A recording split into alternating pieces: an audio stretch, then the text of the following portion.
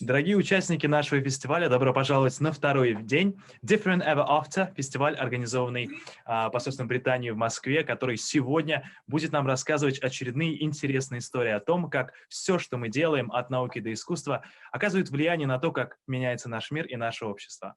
Our dear ladies and gentlemen, please welcome, within the walls of the fantastic and unique festival called Different Ever After. Our festival brings out together the best British practices in different areas, from cultural to scientific, from eventual to sustainable development. So it's time to know how magnificently we impact this world and how many changes are happening at the moment. So we have no time to spare, and now let's get started. Дорогие друзья, прежде чем я представлю нашу следующую тему беседы, нашего следующего спикера и модератора, позвольте рассказать вам о технических моментах нашего фестиваля.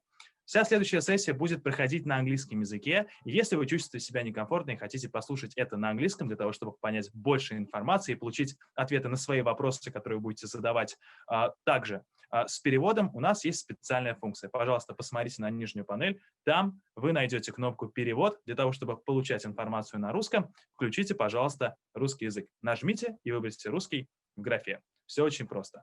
Ну что, дорогие друзья, мы переходим дальше, и позвольте представить вам тему, которая не оставит равнодушного, я уверен, никого. Каково это – вмерзнуть в лед и дрейфовать по Северному Ледовитому океану полярной ночью? Почему проводить научные исследования с ледокола одновременно увлекательная и непростая задача? Как разбить лагерь на непрерывно движущемся арктическом льду? На эти невероятные, потрясающие вопросы сегодня мы будем отвечать вместе с ученым Маркусом Фреем из Британской антарктической службы, который только что, дорогие друзья, вернулся из экспедиции MOSAiC, самой крупной в истории круглогодичной международной экспедиции в Северном Ледовитом океане. И от первого лица с вами узнаем об особенностях жизни и работы исследователя Арктики. И я хочу вам представить нашего модератора дискуссий, главный редактор научно-популярного альманаха medcare.com, научный обозреватель сайта тайга.инфо Илья Кабанов. И прежде чем мы передадим микрофон, напоминаю вам о том, как мы будем сегодня задавать вопросы нашим спикерам и нашему модератору. Дорогие друзья, в чате, в Zoom у нас есть два отправителя. Это техподдержка, туда мы отправляем вопросы, если вдруг что-то пошло не так, со звуком, с видео и так далее. Если у вас возникли любые технические вопросы, задавайте их нам. В чат «Задать вопрос» мы присылаем вопрос на любом языке, на русском или на английском. Все они будут переданы нашим сегодняшним спикерам. Ну что, дорогие друзья, давайте начнем исследовать Арктику вместе. Встречайте модератора Илья Кабанов. The floor is given to Илья Кабанов. Илья Кабанов, добро пожаловать. Thank you. Thank you, Mikhail. Hello, everyone. Welcome to our session. Today, we will discuss something that concerns everyone this year. I am, of course, talking about isolation.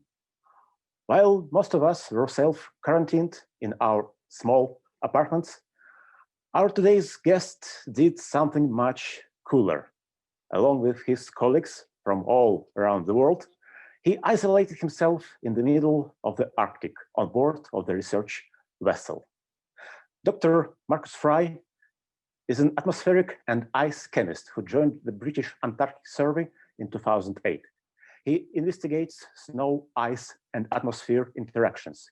His work helps us to learn of past climate and improve predictions for how the polar regions will respond to future climate change.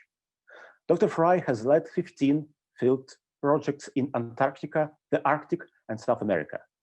His most recent expedition took place this year from January to June, when Dr. Frey joined the international MOSAiC team on board of RV Polarstern in the central Arctic Ocean during a field season disrupted by COVID-19 pandemic.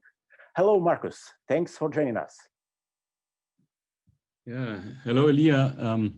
Thank you for inviting me to the program, and thank you also for the very nice introduction. It's my pleasure. How are you there? How's the weather?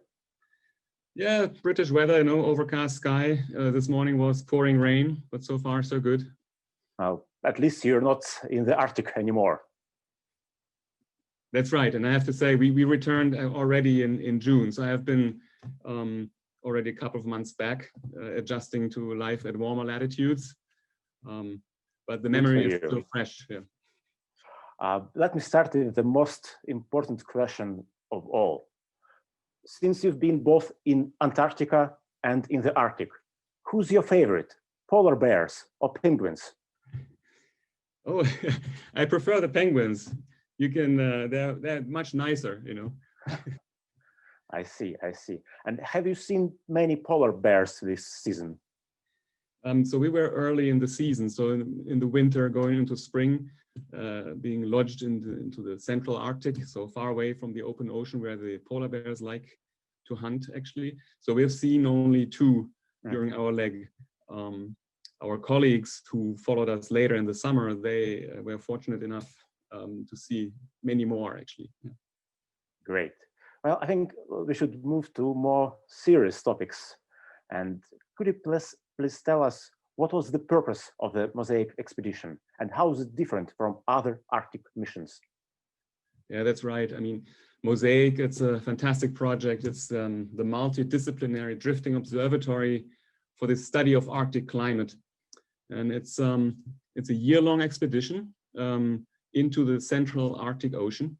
Its purpose was really to closely observe all the pieces of the grand climate puzzle to really make sense of ongoing climate change. And those pieces of the puzzle will include the ocean, the sea ice, the snow on the sea ice, the atmosphere above it. And the goal was really to be there and sample that system and understand better the processes, biogeochemical processes and those around the ecosystem and sea ice, for instance. And by understanding better those processes, we hope then to improve existing climate models, improve the representation of those processes in the models, which eventually gives us a much better chance to predict more accurately future climate in the Arctic and actually also beyond. So this is like the grand goal of this very ambitious expedition. And how was it different, you're asking, from past missions? Of course, the very first to do something similar was Fridtjof Nansen, the Norwegian explorer, more than 126 years ago, when he set off with a wooden ship, the Fram, to use, in fact, ocean currents to drift across the Arctic Ocean and do measurements and prove, in fact, that the ocean currents carry you across the North Pole. So this was more than 100 years ago. And then there were more expeditions coming along. And I mentioned here, for instance, the North Pole ice flow stations run by the Russian Arctic and Antarctic Research Institute in St. Petersburg. And they started as early as 1937 and went on until now, 2015, in fact. And that's when instruments and people were, in fact, put on an ice floe, drifting with the ocean currents. More recently, it has been harder, of course, to find solid ice to deploy such a station. So then ships, research icebreakers came into play. To mention is there the Shipa ice station in the Canadian Arctic in the late 1990s. And then N-Ice, a Norwegian project just 5 years ago.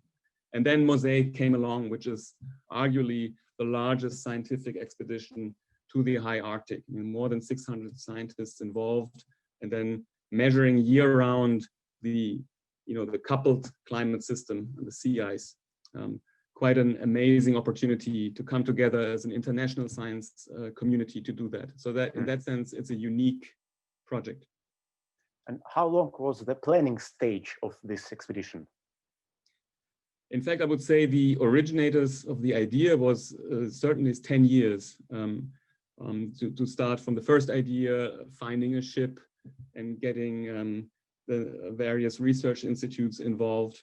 I myself got involved only like maybe 4 years ago through a meeting in Prague, which was part of the Arctic Science Summit Week. Yeah. And if maybe some of our viewers, maybe me myself, would like to participate in the next missions, what should we do? When should we apply?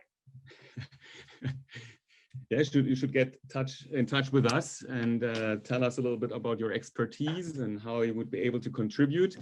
And well, it's not only sciences. There was a media team on board. In fact, there was a film crew from a German film production company who would take footage for a documentary. Yeah. I think I can cook. How big was the crew? So on Polarstern, in fact, we were a total of 100 people, 60 scientists, 40 crew. And of course, one of the most important jobs on the ship is the cook, in fact. Because you have to keep people happy. Sure, that's important. Why is it necessary to isolate scientists in the Arctic for a year or several months? Wouldn't it be easier to use drones instead to collect the data? Yeah, that's a very good point. And I must say, many of the instruments we use, I mean, they're complex instruments, often heavy, and they need often the scientists who develop that instrument to be there, in fact, to do a good measurement. Then also there is the whole issue of collecting samples, like collecting a snow sample from the sea ice surface or drill an ice core. There you have a person actually doing it, or collecting a water sample, lowering a bucket into the ocean and collect water from a predefined depth. There again, you need a person, or you go higher up above the sea ice using balloons, etc. You need someone to operate the winch. So we cannot do really without people, and with these more complex instruments and experiments. However, there is some equipment which can be now with modern technology can be run on autonomous platforms such as buoys. So they are lodged into the ice and they can send back water temperature, for instance. We were operating on our leg also UAVs, unmanned aerial vehicles, so small airplanes, and you can put on, you know, equipment the size of a chocolate bar, I mean, very small equipment, which could then measure meteorological parameters, wind speed, temperature, etc. So those can be run autonomously, more autonomously. But again, I think for such an ambitious measurement program as we were trying to carry out, you still need really the people in the field and work together and do actually the work in situ, yeah, on the site. I see. And what about satellites? Have you used them? Satellites, of course, are a very important component of the whole measurement program, because you can imagine with a ship or a drifting ice station, you're measuring just one point in a vast region, and then you have, of course, to make a judgment how representative are these measurements, and so you need to get a picture of the larger region, and there, of course, satellites are very important. Thanks to them, we have, in fact, a time series of sea ice since 1979, where we know now how sea ice extent and even thickness has changed over time. But again, to understand the satellite measurements, you need the ground truthing. You need someone on the ground who's saying, okay, this is the measurement, and that's what the satellite should be seeing. So part of MOSAiC was also to do the ground truthing of satellite measurements. Gotcha. How long did it take to adapt to life and work on board of the Polarstern? Yeah, that's a good question. I mean, you see, it's quite a remote place, and maybe I should say, once you board a ship, you know, it's like moving into a new home, you know. And the first home was actually the Russian icebreaker Brynitsin, when we were leaving northern Norway in late January this year. And yeah, you just move into your cabin. You're usually sharing with someone else you have never met before, so you have to get acquainted. Then you learn about the most important thing, what is the schedule for meals. That's important not to miss that. Yeah, and then meetings every day. Yeah, and then you formally, after a couple of days, you have like the routine on the ship. Of course, our time on Brynitsin was much longer than expected. Instead of like 2 to 3 weeks, we ended up spending 5 weeks on the ship. So we knew it quite well in the end. Yeah. And why was it? Why was it took so long? Yeah, so I must say also that it was the very first time it has been attempted to using a diesel-powered icebreaker to go to a latitude like of almost 89 degrees north in midwinter. This has been the first, and so of course, unsurprisingly, the sea ice was very thick. Every evening during our evening meetings, we were looking at sea ice maps we got sent by a satellite phone. looking for cracks in the ice we could use to go quicker north. But for many, many days, there was no cracks. It was just thick ice, and the further north we went, the slower our progress. I remember the frustration one day was we would make like 10 kilometers north, got stuck, had to turn off the engines because it was no use, wasting fuel. And then the next day we had drifted back 10 kilometers. So zero progress. Wow, unbelievable. It was at a point also quite uncertain if we're ever going to make it to the position of Polarstern, because at the same time we saw on these maps, of course, also the position of Polarstern. And at some point in time, I think mid-February, it seemed like as if Polarstern was accelerating away from us. It was frustrating, of course. Wow. And how has the coronavirus affected the mission? Yeah, it had a big impact, of course. The original plan was leave end of January, reach Polarstern in 2 weeks, and then do 6 to 8 weeks of measurements, and then get evacuated by Russian airplane, by Russian Antonov plane, beginning of April, back to land. Well, we arrived already late and thought, well, we'll have just another 4 weeks. And said, oh, this is very short given the amount of effort we have put in.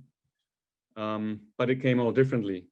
Corona spread all of a sudden. There was no more airplane available. The crew, there was even like a positive Corona case, I believe, but there was no more crew to fly the airplane. The airports got all closed down. So no more airplane. Then next thing would be maybe a ship. Then rules have changed also. So on the Russian ship, for instance, on Dranitsin or Fedorov, they wouldn't allow anymore any civilian passengers on board. So they could not come for a rescue. And other ships were at the time still in the southern hemisphere, so it would take them months, in fact, to go north. So that was a huge impact, which caused also quite a bit of tension and all this uncertainty. When are we going to get back home, etc. And that lasted about a month, I would say, until with a lot of effort from RV and collaborating institutes, a plan was put into place to get us out and give us a timeline by when, more or less. I believe it was quite hard for the team to experience such an uncertainty. And what ways to raise the morale have you used?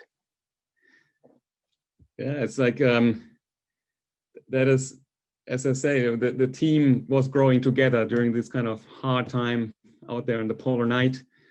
There was not only work, of course, there. We had also some get-togethers, and the photo you see there, in fact, was the farewell party for the exchange team, beginning of March. So we had arrived, 100 people. We had moved in on board of Polarstern, and of course, our colleagues from the previous leg, they had to leave their home, move over to Dranitsin to go south. And then we had like a barbecue actually on the sea ice, which was amazing. I like to experience it. It was fairly cold, I must say. Everyone was huddling quite close to the fire. And we had some hot wine and then experiencing also like it was clear skies, as you can see, and the twilight was like now getting stronger by the day. But that was an amazing moment, and then talk also to some Russian colleagues who were then moving off and leave us very soon. Great. In your opinion, what was the most ambitious experiment during this expedition? Yeah, I would say in general, it was very ambitious to aim at like maintaining measurements year round, right? To maintain such an comprehensive measurement network, so and instruments operating on the ship, on the sea ice, in the vicinity of the ship, but also further away. They had put something into place called the distributed network. So within 10 and 20 kilometers, they had these autonomous buoys, and to operate it under very challenging winter conditions, for example. I think that was overall very ambitious, and I think we were successful. Of course, there was challenges, but it was definitely a success. And I'm like say, an ambitious undertaking was what you see here in the foreground. And so in the background, Polarstern, further in the back, Dranitsin still there, waiting to take off in the next few days. And in the foreground, you see 2 orange tents. And in fact, they're housing a tethered balloon. It's a fairly small balloon, like 10 cubic meters filled with helium attached to a tether. And that balloon could carry a number of instruments and up to 1,000 meters above the ice. And we knew, I mean, the area is like undersampled, not many data, but even less so higher up in the air. So it was really like a goal to probe as often as we could the lower atmosphere right above the sea ice. And so we're trying to but the wind had to be calm enough, right? So during a storm, it was impossible. But as soon as it calmed down, and this was a calm day, actually, we were able to launch the balloon. And what was the coldest temperature during this mission? Yeah, I believe we were experiencing that during our leg, so the leg 3, which was January through June. And it was sometime around March, a temperature of minus 42 degrees Celsius was recorded. It's just usual Tuesday in my hometown of Novosibirsk in Siberia. Nothing special. You're not impressed, I see. No, not at all. We've discussed already the planning stage of the mission, but how long it will take to interpret and publish all the data? That will take years. Of course, now we have finished the field part of the project, but now everyone is busy processing the data. Also, a lot of samples which have been taken are now being shipped home to the home lab, and they need to be analyzed, and that can take up to a year to do like very sensitive chemical analysis of snow and ice samples in the ocean water. And then we will gather in workshops or at conferences to discuss the results and then start writing up the papers. So it is a process over several years. And it's also like the look into the future, that the outcome of this MOSAiC project will like keep a couple of generations of scientists busy, in fact.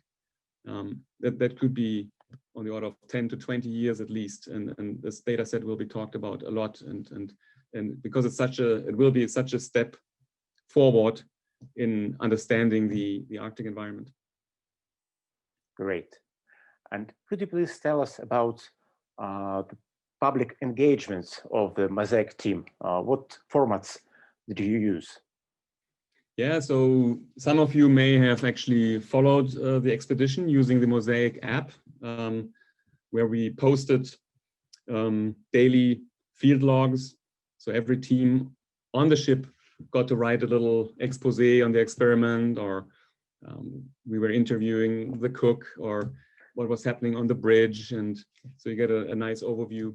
And the app was also giving position of the ship, where it was currently, also the weather conditions at the time. So that was a nice way to engage in real time, actually, almost. Then I mentioned already the filmmaker, the film team filming us various experiments. And then also coming back now, events like this one tonight, where we are able to talk about the work we have done. These were the main ways we engaged really with the public. Markus, what was the most difficult thing for you personally during the expedition? Yeah, I mentioned already, I think the uncertainty in the beginning. I think the feeling that we may never reach Polarstern, and that we would go 5 weeks one way, don't get there, go back 5 weeks, 10 weeks out there without having achieved anything. I think this was a worry which felt like, well, there's a lot of effort for nothing.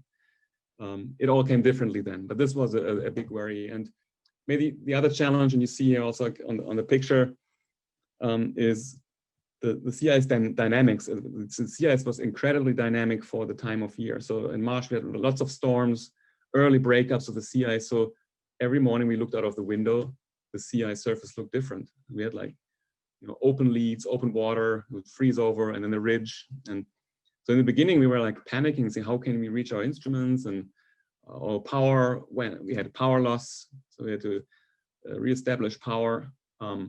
but in the end, we work well together and learn to live with the environment, to accept it as like your daily challenge. And we said, okay, there's a big crack, let's get on, and then take maybe a long detour using these kind of ladders to go across the ridges. So we're really learning to live with the environment. Yeah. Gotcha.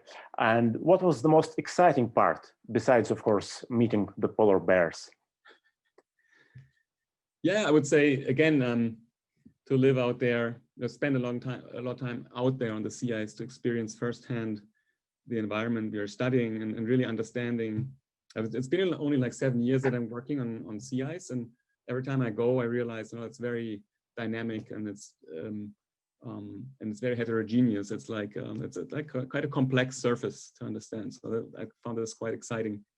One night we went actually out and took a camping trip on the sea ice, and that was actually very nice to be away from the ship. So we would be a group of 10 people with Nansen sleds and take a tent, a few sleeping bags, and the rifles to guard against polar bears.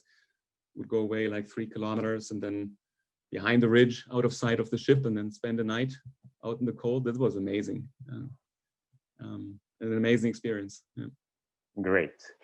And what do we know today about the climate in the Arctic that we didn't know, let's say, 20 years ago?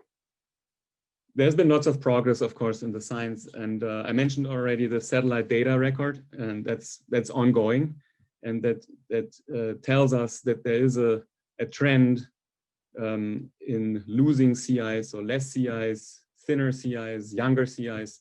That's being confirmed by the ongoing measurements.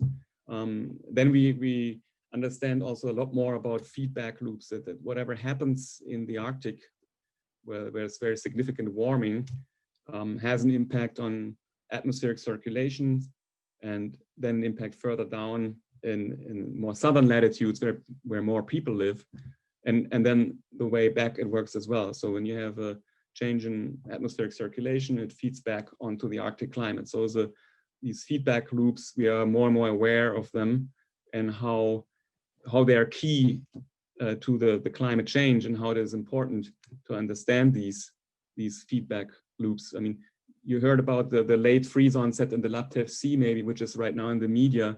So the warm summer in northern Siberia, and there's a lot of heat stored in the ocean we can't get rid of very quickly. So the freeze onset is delayed now. So it's the latest on record. So again, there are all these links.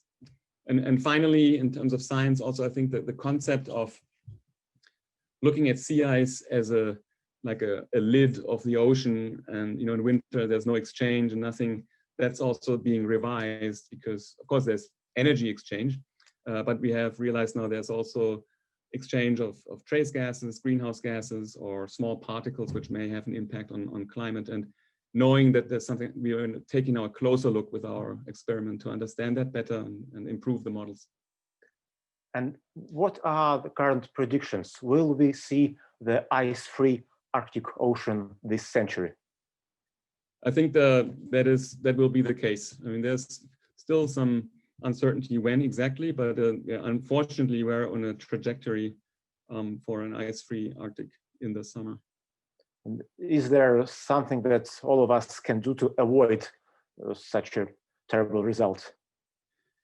Of course, any changes will take time, so the system will notice that difference. I think everyone can look how they can change their personal lifestyle, learn also natural sciences to help maybe the science, or inform policymakers what they could do differently. I think everyone can contribute in a small way, and everyone will be different. Markus, please be honest. Do you miss the Arctic already? Now, looking at the picture, I must say, yes. It is a nice environment. I mean, of course, I enjoyed the summer now and the warm weather, but sooner or later we'll be going out again, either to the Arctic or the Antarctic, to carry out another field project. Great. Thank you, Marcus. I think it's time for our audience to join this discussion. And we have a lot of questions already, and I encourage our viewers to post their questions so we could answer them. So the first question from our viewers. Marcus, have you always wanted to be a scientist? No, I think the first thing I wanted to become was a journalist. Really? Yeah, I mean, it was sort of a trajectory. I liked the natural sciences. I studied physics and chemistry later on, but early on, I think I was more interested, like to write about other projects, and that changed over time. So the world lost a great journalist, but found a wonderful scientist and Arctic researcher. Second question from our viewers. Did you ever imagine that you would have such an experience in the Arctic? Oh, not at all, no. I think that the special thing about this was also like to go there in winter. You know, most of the expeditions and field projects are usually in summer, be it the Antarctic or Arctic summer. It's easier to get there. But really a time of year where there are a lot less observations and a lot less expeditions because it's so difficult is really the winter time. And that was amazing. And yeah. And could you please tell us about your projects in South America? What did you do there? Yeah, so this was quite some time ago, but obviously when you have climate warming, it's first the smaller ice masses and glaciers react first, like a fever thermometer of Earth, basically, right? So we're observing loss of alpine glaciers, but also those in the tropical Andes in South America. So there was a French research program looking at the glacier mass balance in the high Andes. And I was a young student, and we were camping there on the ice, setting up an automated weather station and trying to understand how the climate change works and the warming works and how it changes the ice volume and the runoff. And for the people there, it's very important because they use the runoff from the glacier for irrigation and for hydropower generation. Another question from our audience. From all of your expeditions, what was the most unusual experience for you? Maybe not necessarily scientific, but personal?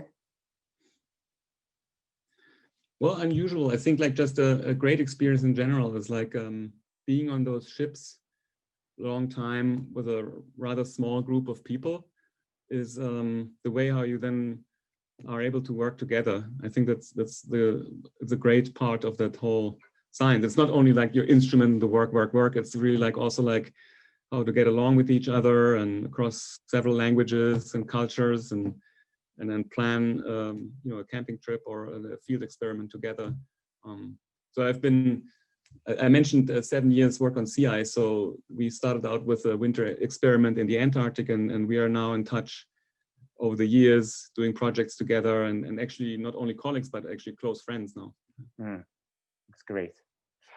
There was an article in the New York Times earlier this month about some sensitive topic, I would say. So the article said that some female members of the team felt uncomfortable on board of the Russian icebreaker due to some dress code issues. Have you heard about it? I think I was not there on board. I just read the article. And so I cannot comment on that really firsthand. But it is true that, of course, there's not more and more female scientists and also female crew members, but traditionally it has been a male domain. And I think there's some learning has to happen on both sides. So it's all about communication. And I think they were a bit caught out, you know, on some events. But overall, I think it was all right. But is it still a boys' club, like in the times of Fridtjof Nansen, or things changing? I think things are really changing. I mean, just if I look at our leg, we had these 5 science teams, and each one of them had a female leader. So we have now, you know, female postdocs and PhD students but also moving into leadership positions, and that's fantastic. Every time I have a chance to talk to scientists, I always ask them one question. If you had a chance to meet with Amundsen or Nansen, what would you ask them? Yeah, I mean, if I met Nansen, yeah, I'm fascinated by his story. You know, I would just ask him again how he got this idea, you know, to use the ice drift, and how he could convince everyone surrounding himself to get funded, you know, and then get out there and find the support to do that crazy project. Yeah. And speaking of these great researchers of the past, who do you like the most? Robert Falcon Scott or Amundsen? You know, as a German, I'm in a neutral position. You know, it's different. Scott, I see him as the scientist. So he took his own chemical laboratory to Antarctica, and I was fortunate enough to see that, actually. Very amazing. But then Amundsen was unbeaten, you know, in terms of logistics and careful planning, and actually managed to come back alive as well. So he was very well, and he learned from the people living in the high Arctic, you know, what they do, and then he basically took their methods. So that's very, very smart. Yeah. Great. A couple more questions from our viewers. How did the time you spent in the Arctic change your perception of everyday things? Well, it's a difficult one to answer. Yeah, it is difficult. So every day, of course, we had our daily routine on the ship, right? But it's quite unusual compared to your daily life back home. Obviously, the food is cooked for you. Well, we had to do our beds, that's fine, you know. But then someone cleaned our room, and well, we had to do our laundry. So very simple things you don't have to do, really. I think once I came off a field project and I forgot the PIN code of my credit card because I hadn't used it for a couple of months. Things like that, you know. Baby steps, baby steps. Yes. Or maybe another one is also that the Polarstern, of course, is quite a luxurious ship. I mean, you have hot showers, we had a sauna, and so, you know, after a long day's hard work, we were able also to relax a little bit. But I think when you come back, you appreciate a little bit more also, like the luxury when you go back home, you know. Especially, I think, be able to walk in a park and see some green things. Sure. One more question from our comments section. How did you become involved in the British Antarctic Survey? So yeah, I mean, I was at the time a postdoc in France, and then, and of course, I mean, the British Antarctic Survey is a well-renowned institute, and they were looking at the time for an atmospheric chemist, and I applied, and they gave me that position. So that was already 12 years ago, and that was a start working here in the UK. Did you start by studying polar science, or did you specialize later? That's interesting. I think by training, I'm a hydrologist. So I did work with the water cycle and physics and chemistry of it. And at some point, since I grew up in the Black Forest, so we get like snowy winter. So I like the snow. I moved then topic-wise into frozen water. And then it's basically, you find a PhD project, and then one project follows the other, and you find your own specialization, which was then actually the chemistry of air and snow. There is a question from, I think, very environmentally concerned member of our audience.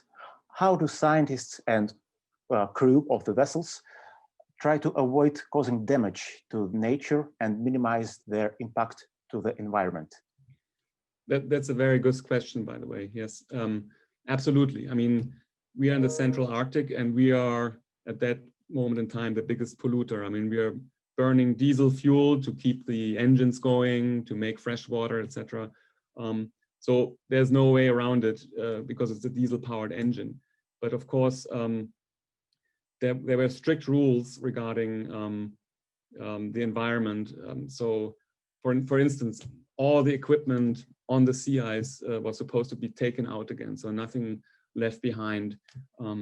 Also, like handling fuel on the sea ice or any hazardous material was strictly regulated. So if there was a spill, like refueling a skidoo or a generator, you were supposed to pick it up with a spill kit. And yes, I mean, there were strict rules and to minimize the impact. I mean, we definitely had an impact, but given the circumstances, we tried our best to minimize that. Also, impact on the wildlife. Of course, I mentioned the polar bears and that we had these rifles. Of course, shooting a polar bear would be a tragedy, right?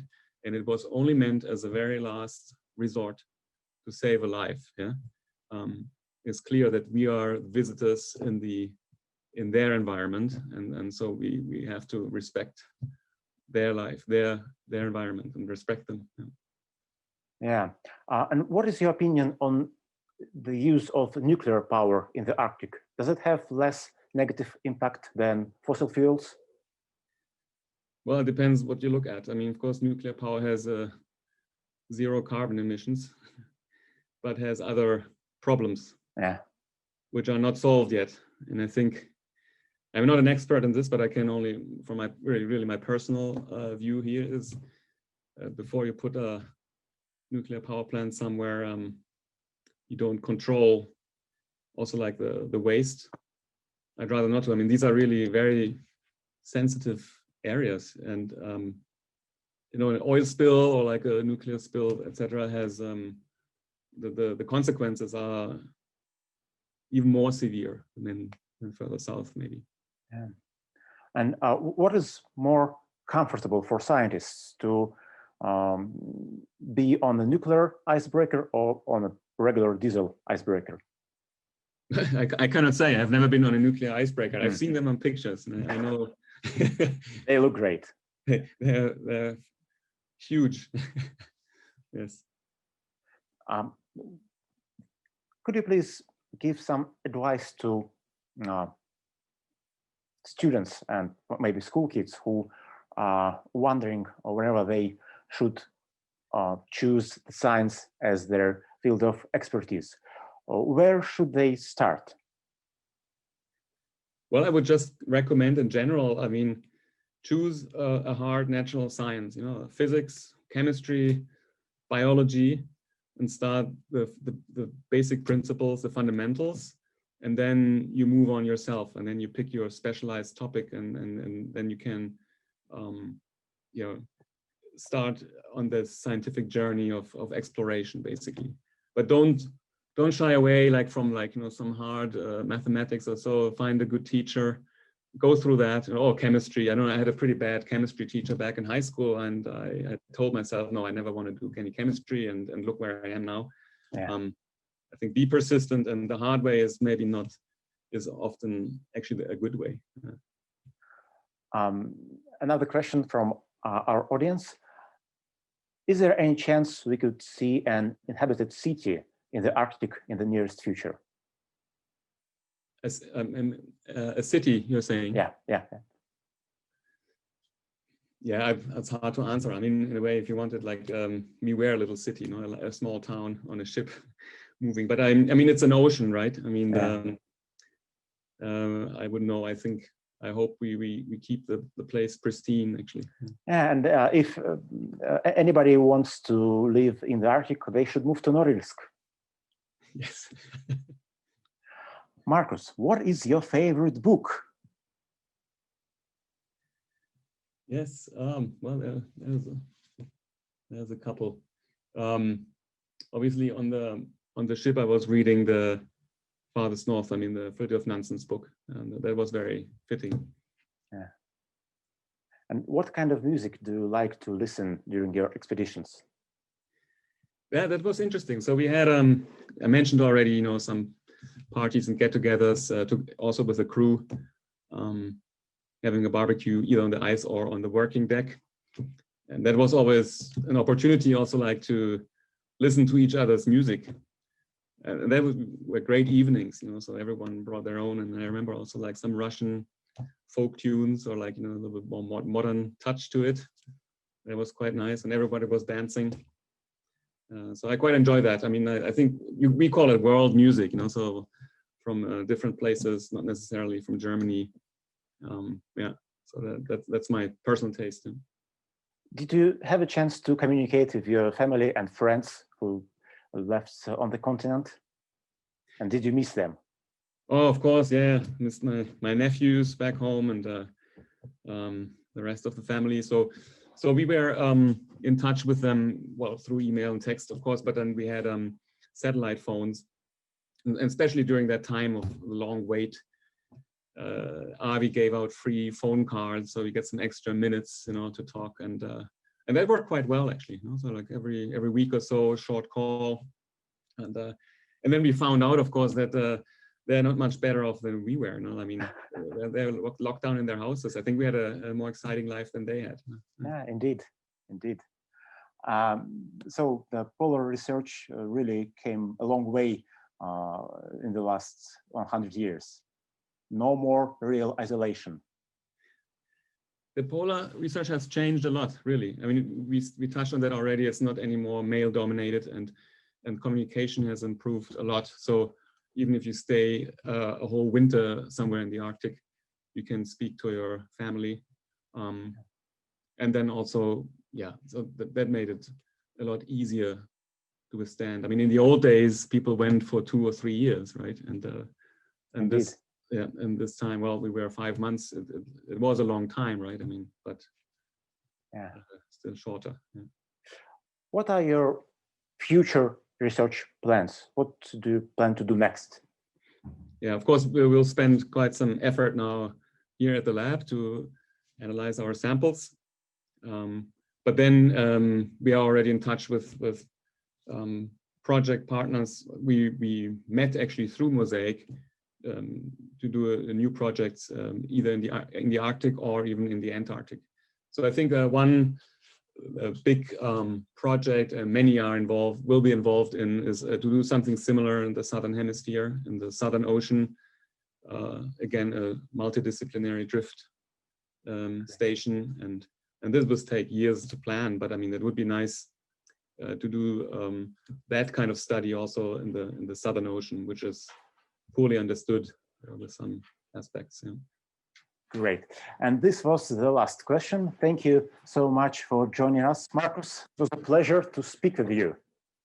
Thank you, Leah. Fantastic. And thanks for the questions. All very great. Thanks. My pleasure. And I would like to thank the UK Embassy in Moscow and Theory and Practice for hosting such a wonderful festival. Big thanks to our technical team and to our translator. And thank you to each and every one of you for listening and participating in this discussion. The Different Ever After Festival will continue tomorrow. Join us at 1 p.m. Moscow time for a lecture by Professor Jeffrey Beatty on how to avoid a climate catastrophe. It would be a crime to miss it, believe me. And also tomorrow at 5 p.m. Moscow time, where will be an inspiring discussion about inclusive tourism called A World Without Limits.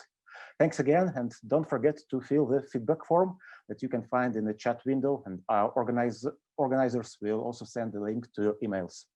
Thank you so much one more time. See you during our next sessions. Спасибо большое, Илья, за модерацию. Маркус, огромное вам спасибо за презентацию. Во-вторых, спасибо большое. Я тоже себя почувствовал, на самом деле, таким участником экспедиции, находящимся рядом с вами. И к вопросу о музыке, которую вы слышали, да, во время экспедиции, думаю, что наша русскоязычная аудитория, Илья тоже, с удовольствием посоветуем вам посмотреть очень старый наш русский мультфильм, который называется «Умка». И там есть потрясающая песня колыбельная, которая в следующую вашу поездку, думаю, прибавит ощущений от настоящей магии Севера. Маркус, спасибо большое. Давайте поаплодируем, даже если вы это делаете напротив экрана. Думаю, это будет иметь смысл. Маркус, спасибо вам огромное. Мы желаем вам хорошего вечера и всегда добро пожаловать на фестиваль Different Ever After.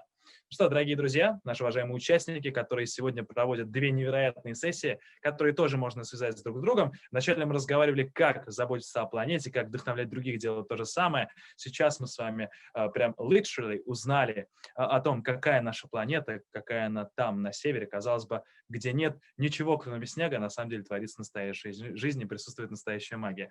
Ну что, завтра. Анонс, давайте еще раз быстренько повторим. В 12:00 «Как избежать климатической катастрофы», в 17:00 «Мир без ограничений. Разговор об инклюзивном туризме».